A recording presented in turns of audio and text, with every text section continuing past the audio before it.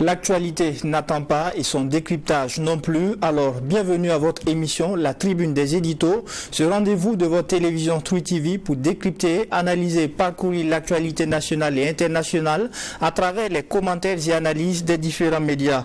Pour cette tribune, il sera question de l'interpellation de leaders d'OSC, l'adhésion populaire aux actions de la transition et enfin, il sera question de l'insistance de la communauté internationale pour le respect de l'agenda des transitions au Burkina et au Mali. Et pour le décryptage de ces différentes actualités, je suis accompagné par 4 professionnels des médias. Nous avons Boukari Ouba, journaliste au Reporter. À ses côtés, nous avons Issa Sigiré, journaliste aux éditions Le Pays. Ousmane Paré, journaliste indépendant et des nôtres. Et enfin, nous avons Daouda Kinda, journaliste au Quotidien. Interpellation de leaders d'organisations de la société civile. Plusieurs d'entre eux ont été interpellés pour diverses raisons. Si certains crient à un abus de pouvoir, la ministre en charge de la justice, elle, parle d'interpellation selon les règles. Alors, qu'en pensez-vous, Ousmane Paré? C'est difficile pour moi à l'heure actuelle justement de dire quelque chose en termes d'appréciation, et étant donné qu'on n'a pas les motifs justement de leur interprétation, de leur interpellation de façon officielle, parce qu'il n'y a pas de communiqué jusqu'à présent, l'autorité n'a pas encore communiqué et on ne peut que se fier aux rumeurs et on ne peut pas aussi revenir sur les rumeurs donc sur un plateau. Maintenant, au-delà, c'est un peu l'inquiétude que cela peut susciter donc au sein d'une certaine opinion, parce que quand on interpelle des gens, on apprend qu'ils sont entre les mains de la justice ou bien ils sont à la maison, ils sont détenus quelque part, et sans savoir les raisons, ça peut faire un peu peur, parce qu'on voit qu'ils appartiennent peut-être à un groupe bien précis. La plupart ont soutenu le régime déchu, donc le régime de Damiba, ou bien c'est des gens qui étaient proches donc de Roch-Marc Christian Kaboré, donc du MPP.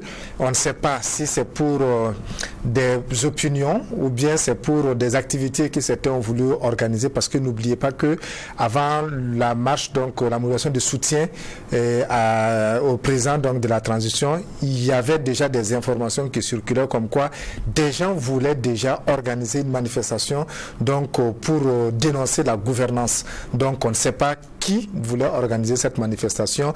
Il y avait l'affaire donc Karma, donc il y en a aussi qui voulaient justement dénoncer le silence du gouvernement par rapport à cela. Donc vous voyez que ça tombe dans un contexte un peu difficile. On ne sait pas pourquoi exactement ces personnes ont été interpellées. Mais ce qu'on retient, c'est que c'est des gens aussi qui ont été pendant longtemps, depuis pratiquement 2015, actifs au sein de la société, sans qu'on sache concrètement d'où viennent leurs ressources, comment est-ce qu'ils arrivent à mobiliser, pourquoi ils prennent des positions, et qui font d'ailleurs ce qu'on reproche à ce que certains sont en train de faire avec le régime actuel. On attendra de voir, est-ce que c'est parce qu'ils ont voulu prendre de l'argent et pour encore combattre ce régime, comme des gens ont l'habitude de le faire, comme des gens prennent l'argent encore pour soutenir un régime ou pour combattre un régime, ou bien il y avait des velléités de déstabilisation. On n'en sait absolument pas. Donc je ne peux pas dire c'est bien, c'est pas bien. On attendra tout simplement de voir l'évolution de la situation pour mieux nous prononcer là-dessus. D'accord. Alors Boukari Ouba, on sait que le chef de l'État, dans son grand entretien, avait dit qu'à un certain moment, il allait falloir que l'on cesse d'être gentil, étant donné certaines manœuvres de déstabilisation. Est-ce que cela pourrait justifier un peu ces différentes interpellations selon vous? C'est possible. On peut penser qu'il faisait allusion justement à ces arrestations qui sont en cours. Dans tous les cas, dans un pays normal, ceux qui ont pour mission de veiller sur la sûreté de l'État doivent faire leur travail. Et on peut imaginer que si des gens ont été interpellés, ils ont été interpellés à juste titre, à juste raison. Ce qui nous amène souvent à parler, c'est qu'on a constaté aussi que dans ce pays, on interpelle des gens très souvent. On peut les garder à vue, on peut même les déférer à la maison d'arrêt et de correction pour des motifs clairement annoncés, et puis après, plus rien. On a connu des dossiers emblématiques comme celui d'Auguste Denis Barry ici, qui n'a pratiquement rien donné. On a l'habitude de se chahuter en parlant de on va bientôt être édifié. Personne n'a jamais été édifié. Récemment, vous avez connaissance de l'activiste Wenpiro Charles Sawargo qui avait été interpellé aussi pendant quand même quelques heures, pour ne pas dire quelques jours. On a attendu, on a pensé que véritablement il y avait quelque chose contre lui. Vous avez appris depuis hier ou bien avant-hier. Il a été totalement mis hors de cause, l'intéressé même l'a annoncé. Donc si vous avez des cas comme ça et que vous apprenez qu'on interpelle des gens, on les détient sans qu'il y ait même un communiqué officiel, même si la ministre semble dire que l'interpellation a suivi la règle, même s'il y a la règle, vous savez, nous sommes le public, nous sommes l'opinion, nous sommes la population, les Burkinabés ont droit à l'information. Voilà, donc qu'on interpelle des gens pour des motifs qui d'une certaine manière mettraient en cause la sûreté de l'État, les Burkinabés ont le droit d'être informés. Il ne s'agit pas juste de les interpeller et de penser que parce qu'on les a interpellés en suivant les règles, ça suffit. Donc concernant ces personnes-là, il faudra que d'un moment à l'autre, effectivement, que le procureur ou alors ceux qui les ont arrêtés directement puissent nous dire exactement de quoi il s'agit. Autrement, ça va certainement alimenter encore voilà, tous ces comméras-là qu'on peut entendre par rapport à ce genre d'événements. Et puis vous savez aussi, il y a plus ou moins un faisceau qui semble dire que ces personnes ont quelque chose en commun. C'est que c'était peut-être des soutiens des anciens régimes. Vous prenez que ce soit Lota, que ce soit Pascal Zaïda, que ce soit Marcel Tankwano, c'est des gens qu'on a connus sous la transition de Damiba. Donc il y avait peut-être voilà, une certaine on va dire quoi, Pascal proximité quand même, exactement. Donc avec ce régime-là, donc si aujourd'hui ils sont pourchassés, on peut penser que c'est une chasse aux sorcières. C'est aux autorités effectivement de montrer leur bonne foi en disant clairement qu'est-ce qu'on leur reproche. Alors sur l'absence de communication, on sait aussi que le décret portant mobilisation générale et mise en garde est en marche. Est-ce que cela pourrait justifier l'absence de communication avec ces interpellations selon vous? Non, je ne pense pas, parce que même la loi sur la mobilisation générale, c'est créer un cadre juridique, un cadre légal.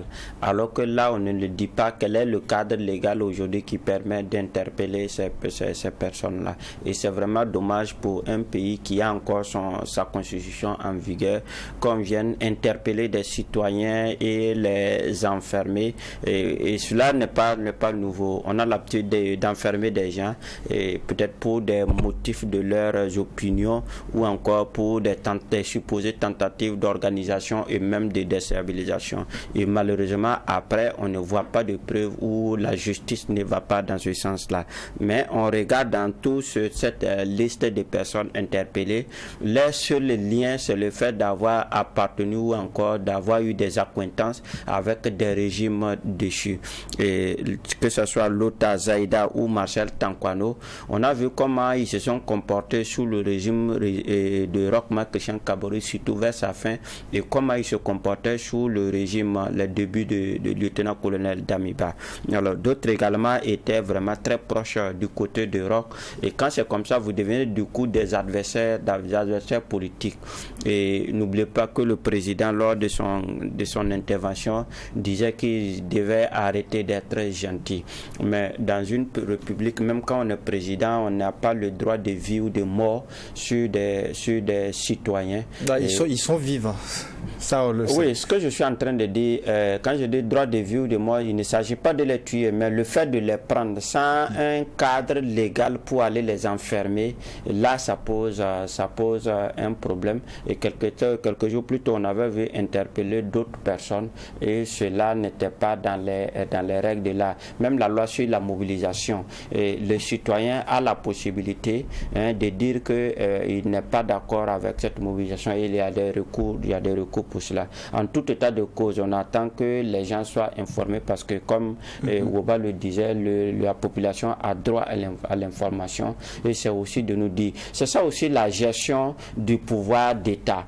quand on ne veut pas rendre compte, on ne vient pas gérer la chose publique, on ne veut pas gérer un pouvoir. Soit on reste dans les casernes, soit on fait ce qu'on a envie de voir, on ne se met pas sur la place du public, sur la place publique. Mais il y a des fonctions dans la République, quand on les occupe, on est obligé de rendre compte ou d'expliquer certains gestes. Et c'est comme ça que la République fonctionne. D'accord. Alors, on est sous le décret portant mobilisation générale et mise en garde. Est-ce que selon vous, ça ne pourrait pas justifier ces interpellations? Non, je pense que ça peut être légal, hein, ce qui est fait. Si vous voyez s'ils ont été arrêtés, c'est certainement parce qu'il y a des soupçons où on leur reproche quelque chose.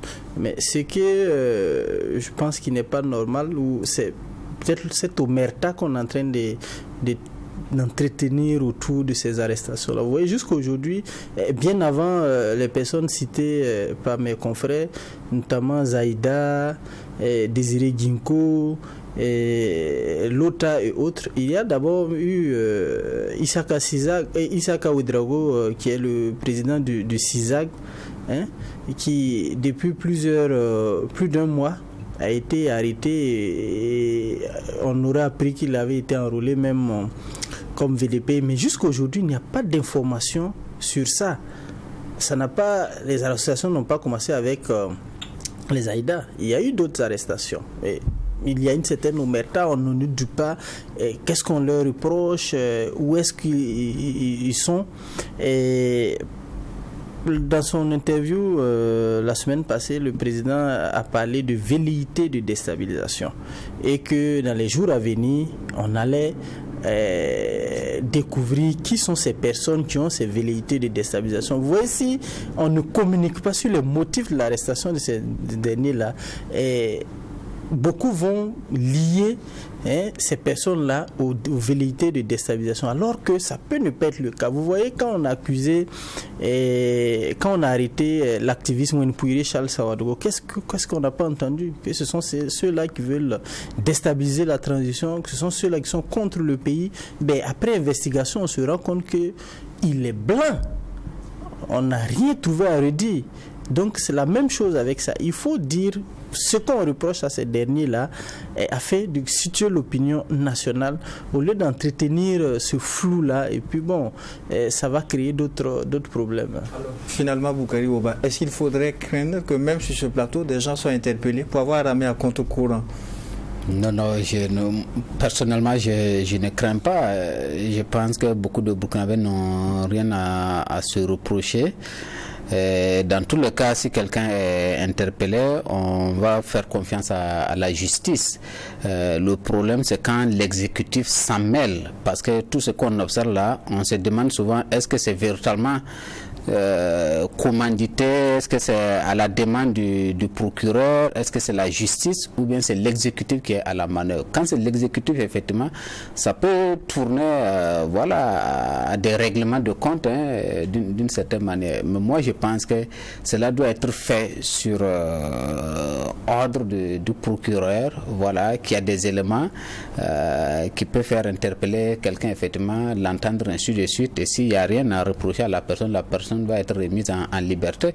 Je crois que pratiquement ce qui s'est passé avec Mwenpouire Charles Sawadogo, peut-être que à la limite, il n'y a rien à reprocher à personne ici, parce que s'il y a des soupçons, on peut naturellement interpeller quelqu'un, l'auditionner, l'entendre, et puis se rendre compte qu'il n'y a rien, et puis remettre la personne en liberté.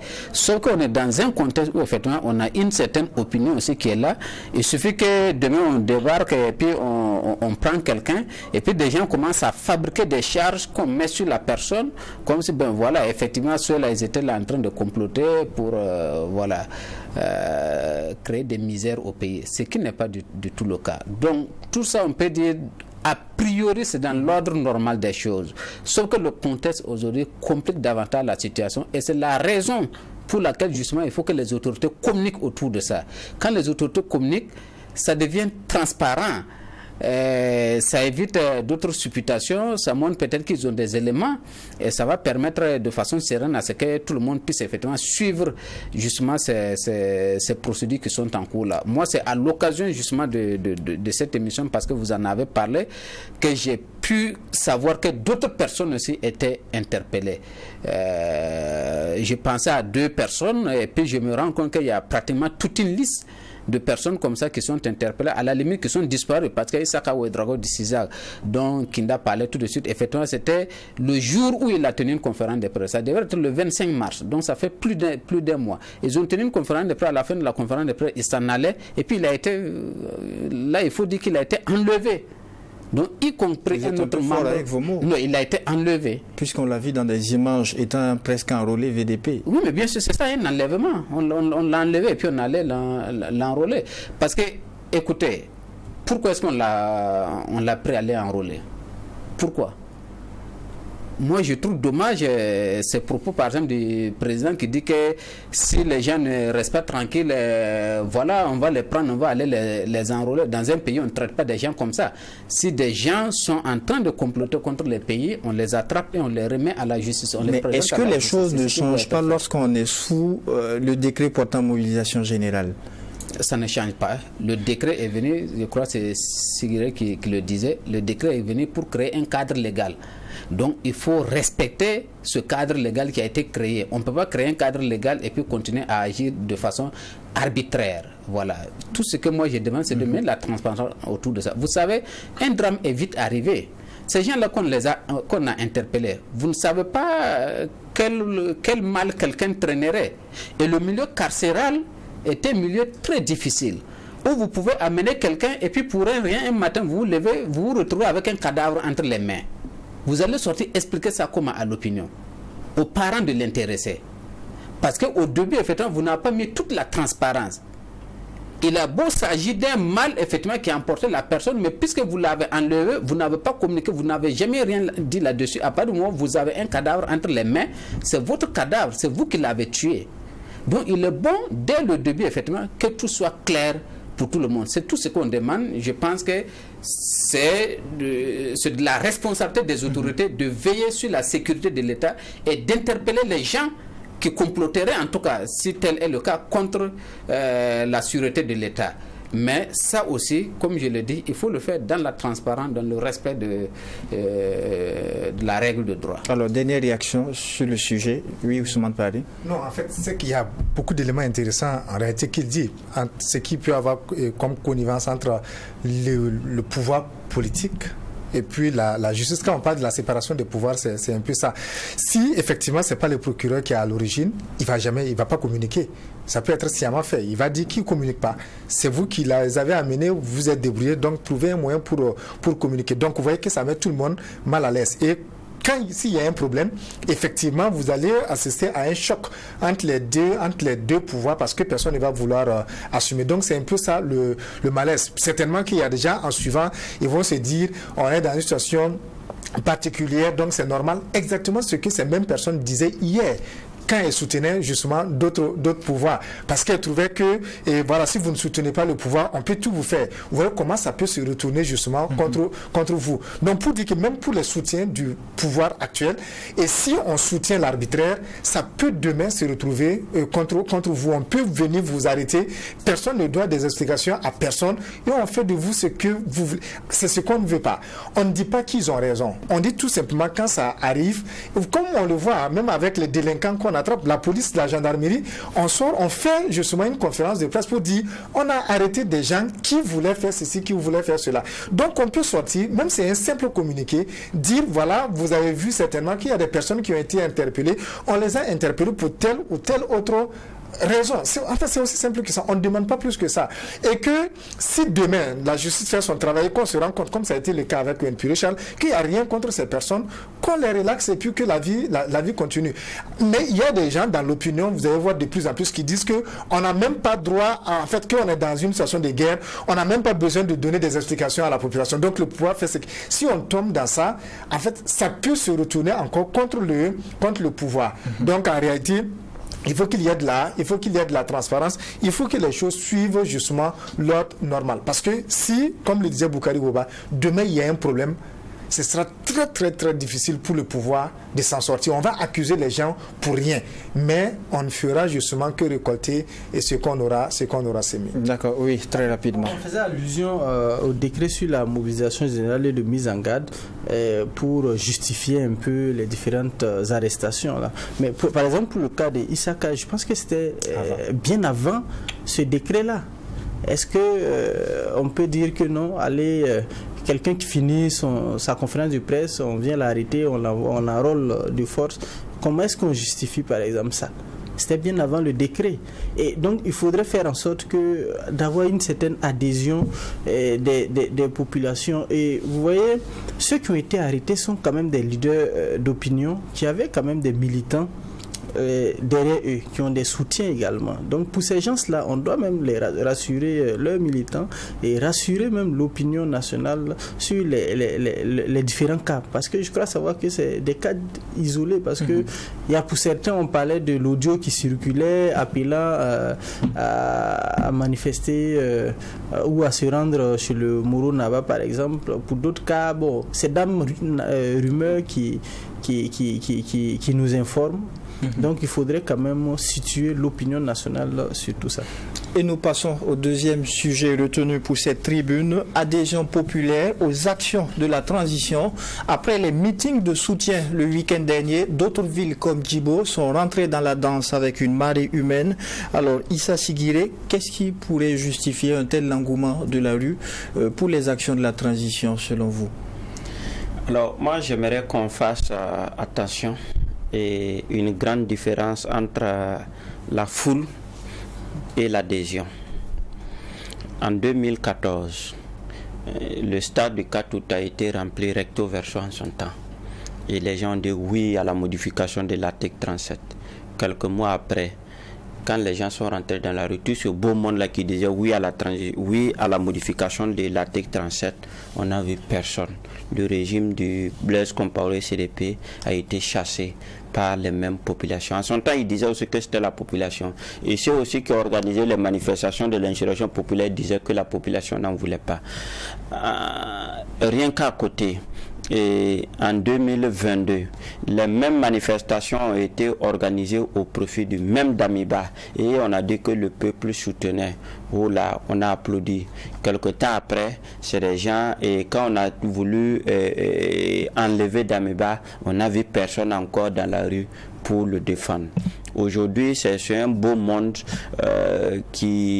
qu'on constate ça et là, et on dit population et adhésion massive. Moi, je me méfie un peu des adhésions massives de la population burkinabé, et qui est vraiment très très très changeante et qui n'est pas pour moi un baromètre de soutien en termes clairs. Parce que quand on dit mobilisation ou adhésion populaire, il y a un certain nombre de paramètres qu'il faut prendre en compte. Il y a des hommes politiques qui disaient en son temps que pour mobiliser les gens, c'est pas compliqué, il faut avoir de l'argent, et on connaît, il y a des gens qui sont spécialisés dans ça. Quand vous voulez organiser une salle, vous voulez remplir une salle, il y a un prix. Quand vous donnez ce prix-là, il y a des gens qui peuvent vous trouver du monde pour remplir et ils vont applaudir. Vous avez un doute sur ces mouvements de soutien? Oui, j'ai un doute sur ce mouvement de soutien-là, d'autant plus qu'on interdit les autres Burkinabés de faire la même chose. J'aurais aimé qu'on parle d'adhésion si on permettait à d'autres Burkinabés d'organiser ce type de rencontres-là en d'autres lieux. Là, ça nous permet quand même de jauger un peu le poids de chacun. Mais c'est un seul groupe. Voyez-vous, par exemple, les hommes politiques sont interdits aujourd'hui de tenir une rencontre même dans une salle. Par contre, ceux qui organisent ont plus des espaces publics et même des espaces militaires comme la place de la Nation. Moi, j'ai vu des cas de certaines institutions que je n'ose pas dire ici à l'antenne, et des cas même loués, des cas particuliers. Et ça, dans une situation de guerre, je trouve que c'est pas trop élégant. Donc, quand on parle d'adhésion massive, moi, je suis un peu réticent, je ne qualifierais pas comme ça, mais je conviens avec vous qu'il y a beaucoup de Burkinabés qui sont vraiment acquis à la cause du gouvernement actuel, mais parler d'adhésion massive, moi je suis un peu méfiant, d'autant plus que on ne permet pas aux autres de faire la même chose. Là, ça nous permet de mieux nous prononcer. D'accord. Alors, au niveau du quotidien, la prise de conscience et l'adhésion populaire comme viatique, c'est le titre de votre édito sur la question. De quoi s'agit-il? Alors, vous avez relevé tantôt, ces manifestations-là se sont déroulées sur beaucoup de localités dans notre pays, Ouagadougou, Bobo-Dioulasso et d'autres zones classées rouges telles que Kaya. Et après, d'autres localités ont suivi, même si ce n'était pas le même jour, telles que Djibo, qui a organisé une manifestation aussi pour soutenir les différentes autorités, les autorités de la transition. Vous savez, pour beaucoup de Burkinabés actuellement, ou pour une certaine opinion, la communauté internationale, les instances régionales et sous-régionales ne font pratiquement rien pour soutenir le Burkina. Donc, pour eux, il faut forcément avoir une certaine un soutien ou quand même démontrer aux nouvelles autorités que oui, le peuple est derrière vous. Donc l'option que vous avez prise là, le peuple suit cette option parce que c'est la meilleure option pour vaincre le terrorisme. Effectivement, quand on regarde un peu depuis 2016, pratiquement, tous les jours, il y a des personnes qui sont tuées, des blessés, des populations qui sont contraintes de quitter leur localité. Et bon, on ne voit pas forcément les résultats malgré ce qu'on nous dit. Donc, il est important pour les Burkinabés de rester soudés autour de la transition qui déjà fait face à un certain nombre de velléités de déstabilisation. Et le président Ibrahim Traoré, dans une interview même, a fait cas de ces velléités de déstabilisation là, et que les jours à venir allaient nous enfin, même s'il n'a pas utilisé le mot, les jours à venir on allait voir des visages connus qui ont ces velléités-là, des personnes tapies dans l'ombre qui rament à contre-courant de la nouvelle direction ou de l'option prise par les autorités pour sortir ce pays qui est meurtri. Depuis 8 ans, je l'ai relevé, qui est meurtri par les nombreuses attaques terroristes qui peinent à libérer l'ensemble des localités touchées. Et forcément, cela nécessite une union sacrée autour des autorités, autour des forces de défense et de sécurité et leurs supplétifs pour libérer totalement le pays, les opérations militaires qui sont lancées, les nouvelles acquisitions, que ce soit les moyens aériens, les moyens terrestres, pour renforcer notre arsenal militaire. Tout ça, c'est des options, c'est des actions qui sont menées pour venir à bout de l'île terroriste. D'accord. Alors, Issa Séguiré le relevait tantôt. À chaque régime, ses soutiens, mais la particularité cette fois-ci, c'est le blocus qu'il y a en faveur des actions menées dans le cadre de la lutte contre ce terrorisme-là. Est-ce que vous en convenez, Ousmane Paré? Oui, il y a une évidence qu'on ne peut pas nier, c'est que c'est là où le mot fanatique trouve tout son sens avec le capitaine Ibrahim Traoré. Il a vraiment des fanatiques, des inconditionnels qui s'en foutent du gouvernement, qui s'en foutent pratiquement de tout. Mais c'est IB ou rien. On ça peut être avec IB et ne pas être avec son gouvernement. Si, il y en a. Même parmi les activistes, il y en a qui ne cachent pas. Et vous aurez remarqué cette semaine, il y en a même au moment où on parle à l'union sacrée autour de l'armée, où on dit que des gens, pour des raisons de démobilisation, même sur les plateaux, on voulait interdire certains plateaux parce qu'on trouve que ça démoralise les forces de défense et de sécurité. Certains soutiens du président attaquent des corps de l'armée, pas des moindres, la gendarmerie. La gendarmerie. C'est assez grave. Mais ils sont des soutiens du capitaine Traoré. Donc, même des membres du gouvernement, quand des gens font des choses, des gens sont critiques, mais ils soutiennent le président Traoré. Et vous avez ces gens qui demandent des fois même à ce que tel ministre on puisse l'enlever, etc. Donc, c'est carrément différent. Et ce qui est particulier, c'est que ces fanatiques, vous les trouvez dans des couches vraiment diversifiées de la société, surtout le milieu religieux. Vous avez vu un pasteur qui a fait à plusieurs reprises des prêches où il appelle au soutien. Vous avez dans beaucoup de mosquées aujourd'hui où les gens ne cachent pratiquement pas. Si vous avez vu les images, il y avait des leaders religieux bien connus de Ouagadougou qui étaient à la place de la nation. Vous avez vu des images de certaines personnes et qui habituellement ne sortent même pas, qui sont censés rester à la maison, qui sont censés ne même pas sortir. Je parle notamment de femmes qui étaient dans les rues pour soutenir Ibrahim Traoré.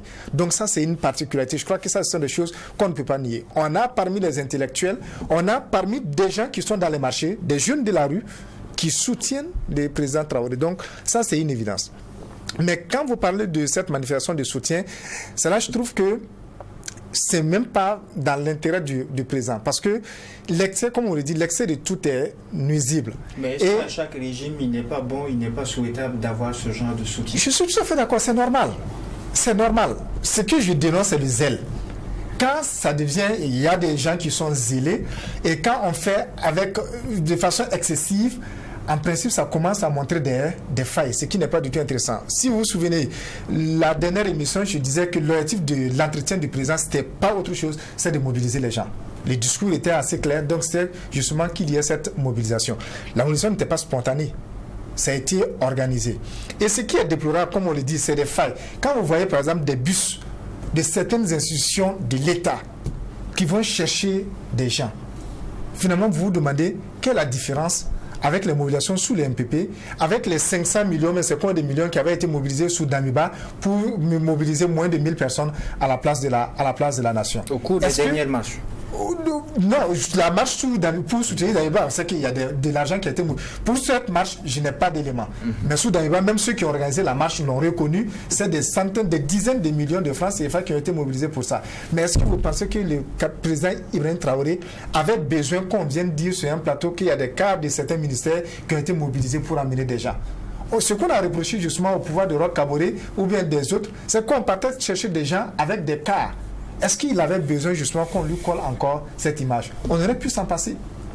Même si à la place de la nation, il y avait juste 1000 personnes, il y avait 200 personnes, les gens savent qu'ils sont des gens qui soutiennent le pouvoir. Ça n'allait faire mal à personne.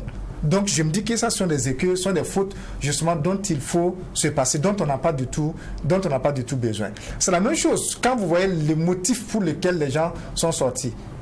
Les gens sont sortis parce qu'on dit qu'il y a un complot international contre le pouvoir. Ah oui, c'est une raison qui est assez suffisante pour beaucoup de personnes de sortir quand même pour montrer qu'ils soutiennent leur pays, qu'ils aiment leur pays et qu'ils feront tout pour ne pas que ça arrive. Mais en même temps, ce qui me met un peu mal à l'aise, c'est le contexte dans lequel ça intervient, notamment l'affaire Karma. Et quand j'entends le discours public, les discours qui ont été prononcés, ça me met encore beaucoup mal à l'aise. Parce que j'ai l'impression qu'on est en train de banaliser ce qui s'est passé. Il y a quel que soit, même considérant que c'est de la perfidie. Même le chef de l'État a communiqué par rapport à Karma. Je n'ai pas dit non. Il y a eu des communiqués du gouvernement, il y a eu plusieurs sorties. Je n'ai pas dit non. Quand vous dites banaliser. Je n'ai pas dit non. Vous avez suivi les discours qui ont été prononcés, notamment à la place de la nation, par certains porte-parole. Quand on fait le lien entre Karma et le complot, et comment dirais-je, international. Quand on fait le lien entre Karma et les stratégies comment dirais-je, les velléités de déstabilisation, etc., etc., quel que soit d'où c'est venu, qu'on reconnaît que c'est au moins 130 personnes, 130 Burkinabés qui sont tombés et qu'on doit avoir de la compassion pour ces personnes.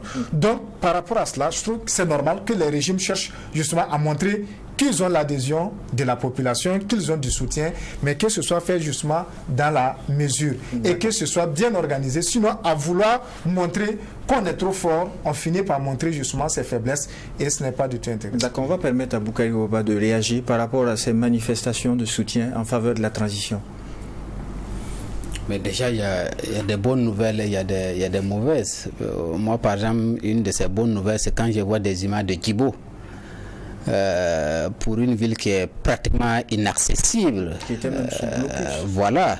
Et qu'on voit autant de monde, les images qu'on a vues, j'ai pu me renseigner, avoir confirmation que c'est des images de Djibo. Quand on regarde ça, on se demande est-ce que c'est bien Djibo dont on parlait depuis, et qu'il y a autant de monde donc à Djibo donc dans cette localité-là. Ça montre qu'il y a de la vie là-bas. Ça déjà c'est une bonne chose, parce que comme je l'ai dit, on n'avait pratiquement pas de nouvelles de Djibo, et c'est pas depuis quand on a vu un reportage sur Djibo, même si à l'occasion c'est pas véritablement un reportage qu'on a vu, on a plutôt vu des images d'amateurs donc qui ont circulé sur les réseaux sociaux, mais c'est déjà une bonne chose qu'on puisse voir. Est-ce que vous comprenez cet engouement des populations là la mobilisation en quelque sorte, vous savez aujourd'hui de quoi les Burkinabés ont besoin, c'est l'espoir. C'est l'espoir. Et en tant que dirigeant, je dirais que même Damiba, qu'on a tous critiqué ici, on a vu la trajectoire tout de suite, elle était très mauvaise. Damiba a eu son quart d'heure de gloire. Donc à ses débuts, c'était aussi le soutien. Vous savez, dans un pays, avoir des soutiens d'un régime, c'est ce qu'il y a de plus facile. C'est ce qu'il y a de plus facile. Il n'y a pas un seul président qui est passé dans ce pays-là qui n'a pas eu de soutien. Des gens l'ont rappelé ici. La preuve, avant que Roch Marc Christian Kaboré ne soit renversé en janvier, moi j'ai suivi les meetings du président Roch Marc Christian Kaboré à Ouagadougou, à Koudou, à Bobo Dioulasso. Mais quand vous voyez la foule, vous vous demandez est-ce que c'est bien le président qui vient de passer 5 ans avec un bilan aussi catastrophique, qui est en train de remplir des stades. Et pourtant, des gens se sont mobilisés partout. Ils ont fait des recto verso et Roch Marc Christian Kaboré a été réélu. On parlait tout de suite des Aïda, je pense particulièrement à mon parent Pascal Marcel Tankwano, qui est aujourd'hui en détention. Mais vous suivez comment Marcel Tankwano défendait vaillamment le lieutenant-colonel Damiba sur des plateaux. Il disait que celui qui ose s'attaquer à ce régime, il va voir. Aujourd'hui, c'est lui qui se cherche. Donc, chaque régime avoir des soutiens, c'est ce qu'il y a de plus facile. Et je dis encore, pour un régime de transition, ça devait être aller de soi. Ça devait aller de soi. C'est naturel. Un régime de transition, parce que pourquoi? Sauf si c'est une mauvaise transition. Un président d'un régime de transition est un président qui a été désigné de façon consensuelle. Ça, c'est la base minimale.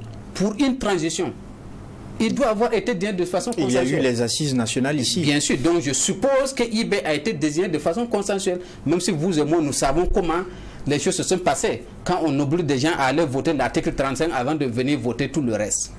Vous comprenez? Donc, on suppose qu'il a été désigné de façon consensuelle, sur la base d'une charte qui a été adoptée de façon consensuelle. Donc, naturellement, l'adhésion, ça y va de soi. Donc, tout ce qu'on est en train de faire pour prouver qu'il y a de l'adhésion, ça cache même quelque part quelque chose. Parce que véritablement, on n'en a pas besoin. Regardez la transition de 2015. À un certain moment, on avait l'impression que c'est la désaffection totale. Et on était très critique vis-à-vis de la transition. Et même 2015, moi, j'ai critiqué les mobilisations de soutien à la transition. Parce que ce n'est pas nécessaire. Mais lorsqu'il y a eu le coup d'État contre la transition, vous avez oublié que le Burkinabé était en train de critiquer ce régime-là très sévèrement. Et qu'on voulait même qu'on en finisse très vite. Des gens se sont mobilisés. Parce qu'avant tout, c'était un régime de transition. Il n'est pas censé être partisan. Donc, on doit pouvoir tous y adhérer. C'est pour ça qu'aujourd'hui, nous adhérons tous à cette transition du capitaine Ibrahim Traoré. Mais quand des gens veulent en faire une chose, à la limite, leur chose, parce que c'est ça. Quand vous critiquez aujourd'hui le capitaine Ibrahim Traoré, vous avez affaire à d'autres personnes. Parce que vous n'avez pas le droit. Parce que c'est leur IB. C'est là où ça pose problème. Donc on n'avait pas besoin de toutes ces mobilisations-là pour démontrer quoi au juste.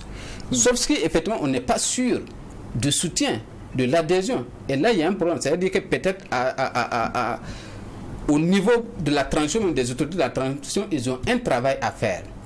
Et moi, j'ai aussi vu certains messages qui ont circulé à l'occasion de ces mobilisations-là. Très rapidement. Et ces messages-là, j'ai dit, ce n'est pas des messages de soutien à la transition.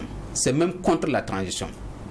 Parce que qu'on vienne à un meeting de ces gens-là pour dire qu'il faut donner 30 ans, qu'on peut même donner 30 ans de pouvoir au capitaine Ibrahim Traoré.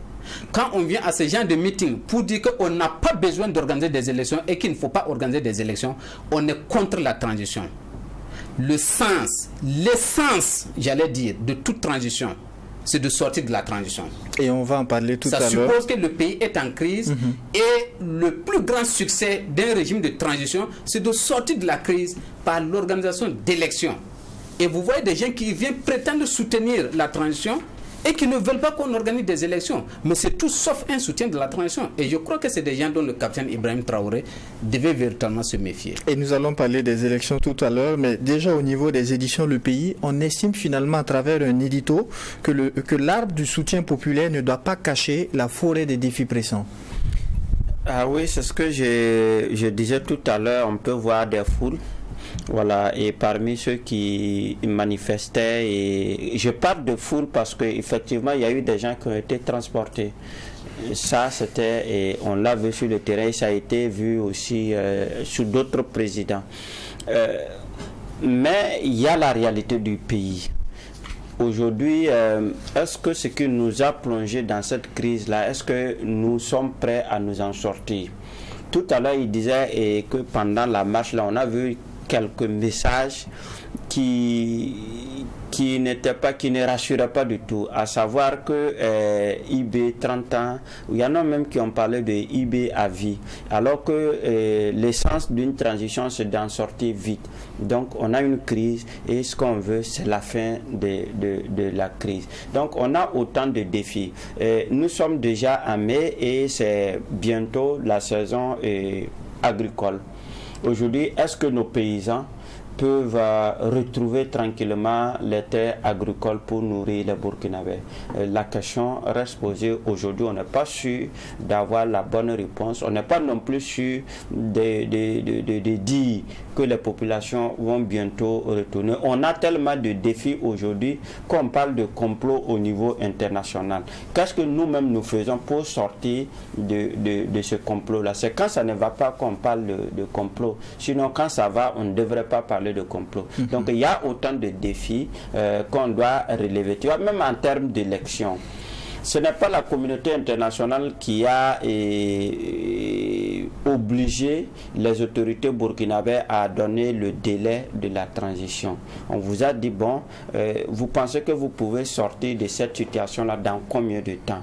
Et à l'époque, la ministre des Affaires étrangères avait été claire que ce n'était pas une obligation, mais nous avons de nous-mêmes proposé un calendrier de 3 ans. C'est vous-même qui avez dit, tout le monde vous regarde. Donc, quand vous donnez une période pour réussir un certain nombre de choses, et qu'à l'approche de cette période-là, vous ne voulez pas en parler du tout, et cela, effectivement, cache beaucoup de défis. Et la pêche est d'ailleurs tout tendue pour parler cette fois-ci du 3e sujet adopté pour cette tribune. Que ce soit au Mali ou au Burkina, la communauté internationale insiste pour le respect de l'agenda des transitions, notamment la tenue des élections. Et sur la question, le quotidien, dans un édito, parle de l'hypocrisie de la communauté internationale. De quoi s'agit-il? Vous voyez, au Mali, le Mali a annoncé un référendum qui doit se tenir le 18 juin 2023. Et vous voyez les différents messages de la communauté internationale qui félicitent le Mali pour cela, pour avoir donné une date pour le référendum, parce qu'on considère que c'est le premier pas pour aller vers les élections. Et il en est de même au Burkina où pour la communauté internationale, il faut aller très vite aux élections. Alors que quand vous regardez dans ces deux pays-là, pour les populations, et le cas du Burkina même, pour être plus précis, lorsqu'il y a eu les manifestations de soutien au capitaine Ibrahim Traoré et à la transition, beaucoup de manifestants ont dit clairement que ce ne sont pas les élections actuellement la priorité des priorités dans notre pays. parce que c'est quand il y a la sécurité, c'est quand les populations vont retourner chez elles que on peut parler d'élection. C'est vrai qu'il y a eu il y a un agenda qui est là, il y a eu des assises qui a ficelé tout, mais quand même en tant que pays souverain, si nos autorités arrivent à ce moment pensent que bon, le calendrier qu'on a donné là n'est pas tenable et qu'il faut peut-être prolonger ou quoi d'autre, pourvu que quand même on puisse revenir à la paix, pourvu qu'on puisse nettoyer les zones infestées par les terroristes, permettre aux populations de regagner leur localité, on y va. Et ce n'est pas la communauté internationale, notamment la CEDEAO et autres, qui doivent nous dicter forcément leurs lois. C'est vrai qu'il y a eu des engagements avec ces derniers-là, mais nul n'est infaillible. On peut arriver à un certain moment donné, juger que oui, on a un calendrier, mais on peut s'asseoir encore pour discuter et trouver des mécanismes. On parle d'hypocrisie parce que pendant 8 ans, la communauté internationale qui nous parle beaucoup d'élections aujourd'hui n'a pas quand même si la guerre est la nôtre d'abord, je parle du Burkina, je parle du Mali, même si la guerre est la nôtre, cette communauté-là nous a quand même empêché un certain nombre de choses. Quand on nous dit par exemple qu'il y a des acquisitions en matière d'armement que certains pays nous bloquent, on nous parle par exemple d'hélicoptères lorsque il y a eu la rencontre avec les médias récemment, le ministre de la Défense, le ministre de la Communication, le ministre de la Fonction publique ont rencontré des acteurs, toutes les couches de la société burkinabé et même les diplomates pour faire cas d'un certain nombre de situations. On nous dit par exemple qu'il y a eu des hélicoptères qu'on a acquis, mais des armes là, on doit les monter dans d'autres pays. Mais il y a des pays parce que pour une raison ou une autre, on bloque par exemple qu'on monte des armes sur ces pays-là. Parce que ces pays-là considèrent que l'enrôlement des VDP est contre eux leurs principes. Pour cela, les armes que nous avons achetées là, on ne peut pas les avoir. Pourtant, vous appelez à combattre les terroristes, Daesh principalement, dans tous les pays du monde entier. Et vous ne le permettez pas à ces pays où Daesh a ses racines là quand même de lutter efficacement contre eux en les empêchant d'avoir un certain nombre de matériel. C'est pourquoi nous parlons d'une certaine hypocrisie. Au lieu de nous accompagner, de nous aider à avoir les armes plus facilement, parce que c'est ce que les Burkinabés veulent. On ne veut pas forcément que ces gens-là viennent combattre à nos côtés, mais qu'ils nous permettent simplement d'avoir tous les moyens nécessaires, les armements surtout, pour pouvoir venir à bout de ces terroristes qui ne sont pas au-dessus de notre capacité. D'accord. Alors Boukari Oba, on parle cette fois-ci du respect de l'agenda des transitions au Burkina et au Mali. Pour ce qui est du Mali, on sait que ce pays a annoncé la tenue de son référendum le 18 juin prochain. Et déjà, on a tout de suite vu le communiqué de la CEDEAO pour saluer cette décision et encourager le retour à l'ordre constitutionnel normal. Mais est-ce que pour un pays qui connaît la situation sécuritaire du Burkina ou du Mali, est-ce que les élections sont une priorité?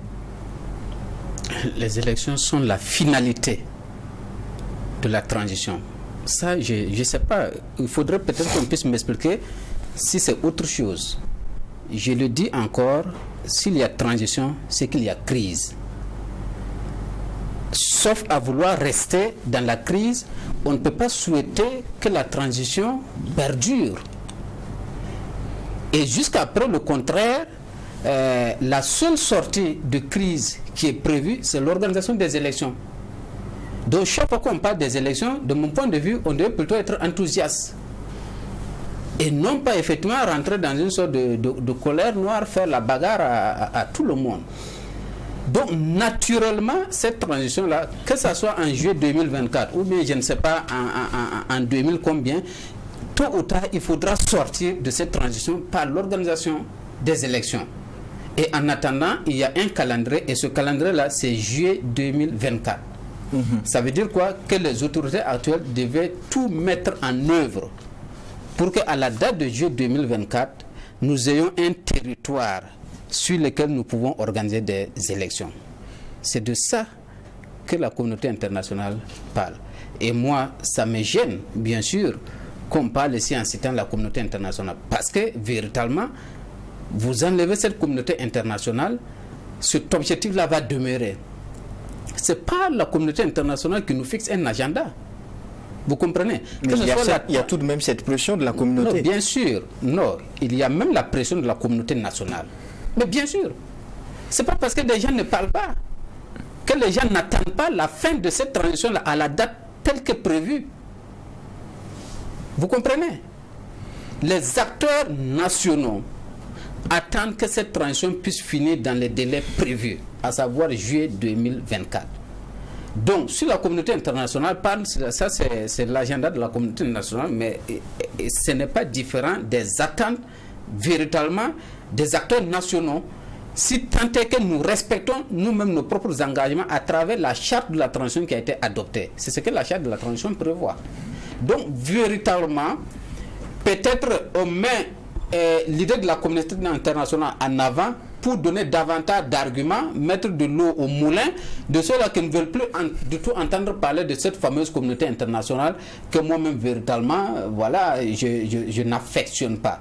Mais revenons à la communauté nationale. Est-ce que vous et moi, nous ne souhaitons pas la fin de la transition en juillet 2024 avec bien sûr un climat de paix et de sécurité qui nous permet d'organiser des élections? C'est ça l'attente de tous les Burkinabés. Nous sommes un peu pris par le temps. Je vous retourne la même question, Issa Sigiri. Oui, c'est vrai que les journalistes parlent souvent du même langage et se soutiennent. Mais il y a des positions et des déclarations dont on doit se départir. Tout à l'heure, il disait que Daesh n'a pas ses racines au Burkina Faso. C'est vrai qu'il y a des groupes affiliés à ce mouvement terroriste, mais leurs racines, ce n'est pas au Burkina Faso. Ça, c'est pas vrai. Ce qui n'est pas vrai également, pour dire que la communauté internationale n'a pas aidé le Burkina, ce n'est pas vrai. Non, mais c'est des propos qui sont même ressortis du chef de l'État qui dit que sur un certain nombre de demandes, certains membres de la communauté ont refusé de lever le pied. Je suis en train de venir. Moi, je dis que dire que la communauté internationale n'a pas aidé le Burkina, ce n'est pas vrai. Parce que l'une des unités les plus efficaces sur le terrain de la lutte contre le terrorisme, c'est les Garci. Les Garci, c'est un soutien de l'Union européenne en termes de formation, en termes d'équipement. Il y a eu le PARCIB qui a formé des gens. Il y a eu des pays qui ont donné de l'armement au Burkina Faso. Quand on va prendre quelque chose, quand tu vas demander quelque chose et puis on te donne, il faut avoir l'humilité de reconnaître celui que tu as donné. Il faut être honnête. Quand tu n'es pas honnête là, tu ne peux pas gagner une guerre. Ce n'est pas possible. Tout à l'heure, on a pris les armes de la Côte d'Ivoire. On est venu s'asseoir ici au Burkina Faso et quand ça a fuité, on s'est offusqué du fait que les gens ont mis les formations sur la place publique. Mais c'est vous qui avez pris leurs armes, c'est vous qui avez pris leur argent. Maintenant, il y a des gens qui, effectivement, vont refuser de nous donner un certain type de matériel. Dans la vie, là, il y a des amitiés, il y a des regroupements. Je ne peux pas être ami avec ce groupe et vouloir de l'aide d'un autre groupe. Quand on veut choisir ses amitiés, on choisit les amitiés en toute responsabilité, en toute connaissance de cause. Parlant de cette amitié, le Burkina est resté longtemps ami avec les autres. Je vous dis que les armes dans ce monde-là, ce n'est pas par pitié qu'on vous donne des armes. La Côte d'Ivoire est un exemple. Une rébellion a attaqué la Côte d'Ivoire en 2022. Resté sur le territoire jusqu'en 2010. On a bombardé Laurent Gbagbo pour aller l'enlever dans son bunker. Ça, c'est la communauté internationale. Ça, c'est la communauté internationale. Jusque-là, personne. Donc, faut pas, on va croire qu'on va rester dans pitié, personne ne vient nous aider. Et puis, c'est truc, comment on appelle ça, les mots aussi disent que là, il a pris ici le mort. Il faut te battre pour sortir de là. Et le monde là, il faut aller en intelligence. Il y a des regroupements. Tu ne peux pas être dans tout le monde. Tu as choisi tes amitiés. On a choisi d'être du côté de la Russie. On a choisi d'aller en Corée du Nord. On a choisi nos amitiés en toute responsabilité. Donc, allons avec ces amitiés-là pour tirer le meilleur. Ce qu'on peut avoir, mais de dire que non, que c'est la communauté. Les élections dont on parle, nous sommes dans une situation de crise. Et il a répété tout à l'heure, quand il y a une crise, le seul objectif et le seul combat, c'est de sortir de la crise.